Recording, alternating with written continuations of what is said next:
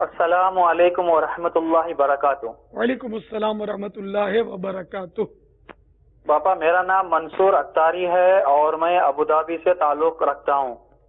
میرا سوال یہ ہے، اپنی قربانی کیا میں ہند میں کر سکتا ہوں؟ کیونکہ میرا خاندان ہند میں ہی ہے۔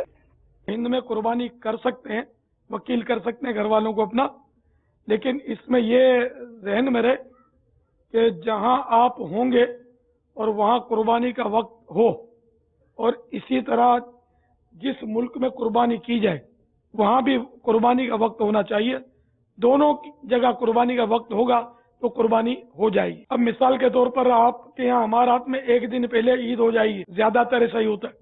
تو اب پہلے دن عید ہو گئی لیکن ہند میں اس دن عید نہیں ہوئی، تو ہند میں قربانی کریں گے تو نہیں ہوگی۔ اسی طرح ہند میں اگر تیسرے دن قربانی کریں گے تو آپ کے ہاں چوتھا دن ہوگا، اور چوتھے دن قربانی ہوتی نہیں ہے۔